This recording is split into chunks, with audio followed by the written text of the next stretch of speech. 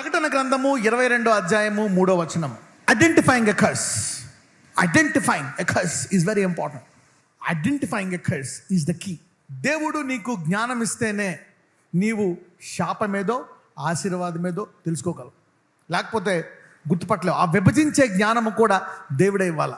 శాపాన్ని గుర్తుపట్టే జ్ఞానం, దీన్ని అధిగమించాలి అనేటువంటి జ్ఞానము కావాలి. శాపం అంటే ఏంటి? నీకు భయం కానీ, ఇబ్బంది కానీ, బాధ కానీ, ఆందోళన కానీ ఏదైనా కలిగించేది ఏమంటారు? శాపం. శాపాన్ని గుర్తించాలా? ఆహా, ఇది శాపము అని దీన్ని గుర్తుపెట్టుకోవాలా? ఈ శాపాన్ని ఎలా తీసేయొచ్చు అనేది కూడా తెలుసుకోవాలి. యేసయ్య నమ్మిన వారు సాధ్యమైనంత వరకు నీతి పరిశుద్ధతలో నిలబడి కింద మీద పడి పరలోకానికి వెళ్ళిన చాలామంది ఉన్నారు. అబ్రహాం వెళ్ళాడు, లాజరస్సు వెళ్ళాడు పరలోకానికి. కానీ అబ్రహాము ఆశీర్వాదంతో వెళ్ళాడు, లాజరస్ ఆశీర్వాదంతో పాటు దేంతో వెళ్ళాడు?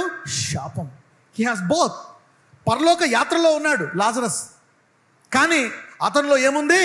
శాపం ఉంది. రోగం అనే శాపం ఉంది, దరిద్రం అనే శాపం ఉంది. దాన్ని అధిగమించలేపాడు, కానీ పరలోకానికి వెళ్ళాడు. ఇద్దరు ఆశీర్వదించబడిన వాళ్ళే. లాజరస్కి తెలియదు నేను శాపంలో ఉన్నాను అని. అరే, నేను ఇలా బాధపడ్డము శాపము. He couldn't identify a curse. He doesn't know how to change it. అరే, ఇది శాపము, దీన్ని ఆశీర్వాదంగా మార్చుకోవాలా అనేటువంటిది లాజరస్కి తెలీదు. అందుకే అంటారు, నా ప్రజలు ఏమి లేక నశించిపోతున్నారు? జ్ఞానం లేక. నా ప్రజలు పరలోకానికి వెళ్తారు, నన్ను నమ్మారు, రక్షింపబడ్డారు, పరలోకానికి వెళ్తారు. బట్ నోయింగ్ దిస్, ఇక మీదట శాపగ్రస్తమైనది ఏదియు దానిలో ఉండదు, దేవుని యొక్కయు గొర్రెపిల్ల యొక్కయు సింహాసనము దానిలో ఉండును. ఇక మీదట శాపగ్రస్తమైనదేదియు ఉండదు, దేవుని యొక్కయు గొర్రెపిల్ల యొక్కయు సింహాసనము దానిలో ఉండు. ఇది భూలోకమా పరలోకమా? పరలోకము. ఇప్పుడు పరలోకములో అసలు శాపమైనది ఏదియు కూడా అందులో ఉండదంట. There be no curse. అయితే ఇప్పుడు మనం పరలోక ప్రార్థన ఏం చేస్తాము? నీ చిత్తము పరలోకము నెరవేరినట్లు భూమి యందు. అంటే ఒక ముళ్ళు పెడతాడా? అసలు శాపం లేకుండా చేయడము దేవుని చిత్తమా? అంటే నువ్వు చేసే పరలోక ప్రార్థనలో దేవునికి ఏం ప్రార్థన చేస్తున్నావు? ఇక నా జీవితంలో, నా కుటుంబంలో కానీ శాపగ్రస్తమైనది ఏదియో ఉండకూడదు. ఎప్పుడైతే ఈ విషయం తెలిసిందో అప్పుడే నువ్వు యుద్ధం చేయగలవు. దేంతో అయినా యుద్ధం చేయాలంటే ముందు దేవుని చిత్తం తెలుసుకోవాలి. అందులో దేవుని చిత్తం అనండి. శాపమైనది ఏది ఉండకూడదు అనేటువంటిది ఏంటి? దేవుని చిత్తం. This is the will of God. సాధారణంగా చాలామంది క్రైస్తవులు విశ్వాసము ద్వారా అపవాదిని ఎదిరించకుండా ఉండడానికి గల కారణం ఏంటంటే దేవుని చిత్తమా కాదా అని రూఢీగా తెలియకపోవడం. కొన్ని శాపాలు మనం చూద్దాం, ఎలాగొస్తాయి ఈ శాపాలు. గలతీయులు 3:13-14 చదువుకుందాం. ఆత్మని గూర్చిన వాగ్దానము విశ్వాసము వలన మనకు లభించినట్లు అబ్రహాము పొందిన ఆశీర్వచనము క్రీస్తు యేసు ద్వారా అన్యజనులకు కలుగుటకై క్రీస్తు మన కోసము శాపమై మనలను ధర్మశాస్త్రము యొక్క శాపము నుండి విమోచించెను. ఆజ్ఞ అతిక్రమము పాపము. ఏదైనా ఒక ఆజ్ఞని ఉల్లంఘించడము ఏమొస్తుంది? శాపం వస్తుంది. అయితే యేసుక్రీస్తు వారు సిలువలో ఏం చేశారంట? ఈ శాపాలన్నీ కూడా తీసేశారు. నిశ్చయముగా ఆయన మన బలహీనతలను, మన రోగములను ఏం చేశాడు? భరించాడు. ఎంతమంది తెలుసు ఈ వాక్యము? అందరికీ తెలుసు. నిశ్చయముగానండి, నీవు భరిస్తున్నవన్నీ ఆయన భరించేశాడా లేదా? అయినా మీరు ఎందుకు భరిస్తున్నారు? If he has already taken, why are you? చాలా మంది చెప్తారు, బ్రదర్ యేసు ప్రభువు అన్ని భరించేశాడు కదా, మరి ఎందుకుంది? ఆశీర్వాదం కానీ శాపం కానీ ఏది దాని అంతట రాదు, మనం తెచ్చుకోవాల్సిందే.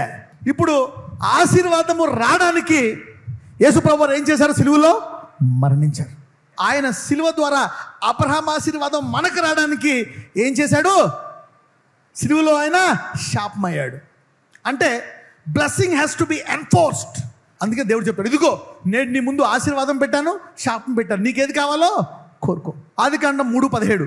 ఆయన ఆదాముతో, నీవు నీ భార్య మాట విని తినవద్దని నేను నీకు ఆజ్ఞాపించిన వృక్షఫలములు తింటివి కనుక నీ నిమిత్తము నేల శపింపబడి ఉన్నది. మొట్టమొదట శాపము ఎవరికి వచ్చింది? నేల. ఎవరి నిమిత్తము? ఆదాము అవ్వ నిమిత్తము శాపం. కానీ వాళ్ళకి కదా వచ్చింది. శాపాలు ఊరికే వస్తాయా? వాళ్ళు చేశారండి, వీళ్ళు చేశారండి, వీళ్ళు అన్నారండి, మేమేమి చేయలేదండి, అన్నీ వాళ్ళే చేశారు. కాబట్టి మా బతుకులు ఎలా అయిపోయాయండి? చూద్దాం. సామెతలు 26:2. రెక్కలు కొట్టుకొనిచు తారాడుచున్న పిచ్చుకయు దాటుచుండు వాన కోవలయు దిగకుండునట్లు హేతువు లేని శాపము తగులకపోవును.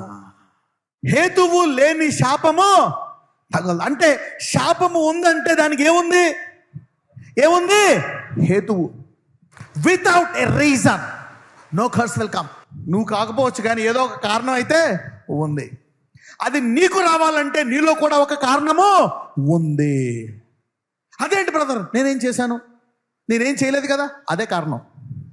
కానీ దేనికి ఎక్కువ బలం ఉంది? ఆశీర్వాదానికా శాపానికా? ప్రకటన 22లో ఏమనుంది? అసలు శాపము లేదు. అంటే ఏమి నెగ్గింది? ఆశీర్వాదమే నెగ్గింది. హల్లెలూయా. అంటే శాపానికంటే ఏది బలవంతమైంది? ఆశీర్వాదం. అంటే ఇప్పుడు యేసయ్య నీలో ఉండే యేసయ్య ప్రతి శాపాన్ని తీసివేసి నిన్ను నీ కుటుంబాన్ని శాపము లేకుండా చేయగలడు. ఈ సామర్థ్యం ఉండి కూడా అనేక మంది క్రైస్తవులు కొన్ని శాపాల్లో ఉంటారు, కొన్ని ఆశీర్వాదాలు ఉంటాయి, శాపాలు ఉంటాయి. జ్ఞానము లేకుండా ఉండుట మంచిది కాదు. జ్ఞానము లేకపోతే ఈ రెండాటితో పాటు పరలోకానికి వెళ్తావు. కానీ నువ్వు జ్ఞానం పెంచుకొని నీవు ఇక్కడ పని చేస్తే నీవు కేవలం ఆశీర్వాదంతో పైకి వెళ్తావు. ఎందుకు? అసలు ఆశీర్వాదంతో కాదు, పరలోకాన్ని నీ చిత్తం పలకం వచ్చినట్లు భూమి యందు మీరు లోకానికి ఏమై ఉన్నారు అంటే చీకటి అనేది లేకుండా చేయడమే దేవుని చిత్తము. నీలో శాపం లేకపోవడమే కాదు, ఈ భూలోకములో కూడా శాపము లేకుండా చేసే సామర్థ్యము దేవుడు నీలో పెట్టాడు. That shall be no curse, that's the life style.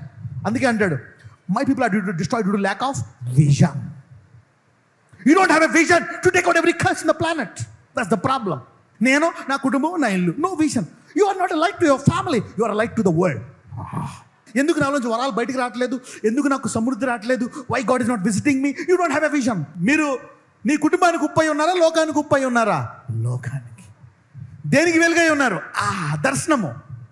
The devil can never attack you if you don't have a vision of God. Not having the vision of God brings you under attack. Adikandam 12:3.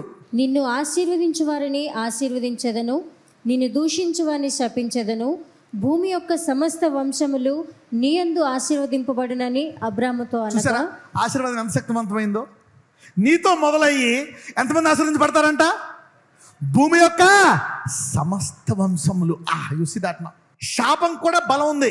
If you don't enforce the blessing, the curse can wipe out the planet. అంటే ఆశీర్వాదాన్ని అమలు చేయకపోతే శాపము భూలోకాన్ని ఏం చేస్తుంది? తుడిచిపెట్టేస్తుంది. దొంగ దేనికోసం వస్తాడు? దొంగలు. యేసయ్య దేనికోసం వస్తాడు? జీవము. ఎటువంటి జీవము? సమృద్ధి గల జీవం. అంటే ఆ శాపాన్ని అధిగమించి ఇచ్చేటువంటి జీవము. ఎందుకు మా ఆయన అలా చేస్తున్నాడు? ఎందుకు ఇలా బానిస అయిపోయాడు? ఎందుకు ఈ అప్పులు? ఎందుకు ఈ రోగ? ఏంటి ప్రతిదానికి ఒక కారణం ఉంటుంది, దానికి ఒక పరిష్కారం కూడా ఉంది అనండి. ఎంతమంది ఇంకా నేను కొన్ని శాపాలతో యుద్ధం చేయాలనుకుంటున్నారు? ఎంతమంది? Yes, you need to fight some curses. Don't think that you are free. మరి యేసయ్య అన్ని భరించేశాడు కదా, నేను ఎందుకు భరించట్లేదు? నేను ఎందుకు ఇంకా బాధపడుతున్నాను? జ్ఞానము అనండి. Wisdom is what you need to enforce a blessing and wipe out a curse. మరి ఇప్పుడు ఎన్ని ఉంటే ఎలాగ బ్రదరు? ఎవరైనా క్రీస్తునందు ఉంటే వాళ్ళు ఎవరంట? నూతన సృష్టి. పాతవన్నీ గతించిపోయింది, సమస్తము ఏమయ్యాయి? నూతనమయ్యాయి. అంటే దీనికి పరిష్కారము, ప్రతి శాపమునికి పరిష్కారము ఎవరు? యేసును తెలుసుకోవడం. ఆ తర్వాత ప్రతి శాపాన్ని గుర్తుపట్టి దాన్ని తీసివేయడం. నజరేయుడైన యేసయ్య, ఈరోజు నీవు ఇచ్చిన అధికారము చొప్పున ప్రతి శాపం అనే కాడిని వారు విరగొట్టుకున్నారు. నిశ్చయముగా నీవు రోగాలన్నీ భరించావు. ఇప్పుడు మాలో యేసయ్యని పెట్టిన సామర్థ్యం ఇచ్చావు. ఏ బాధలతో అయితే వాళ్ళు బాధపడుతున్నారు ఈరోజు, ఇదిగో ఈరోజు ఆ ప్రతి శాపాన్ని విరగొట్టండి. Lord, break it in Jesus mighty name. నజరేయుడైన యేసయ్య, నీ రక్తముతో ప్రతి శాపాన్ని ఈరోజు విరగొట్టమని ప్రార్థిస్తున్నాను. Lord, break that curse in Jesus mighty name. ఈరోజు ఆ శాపాన్ని విరగొట్టి అబ్రహాం ఆశీర్వాదాన్ని విడుదల చేస్తున్నాను. ప్రతి శాపాన్ని పూర్తిగా తీసివేసి ఆశీర్వదించబడే కృప దయచేయండి.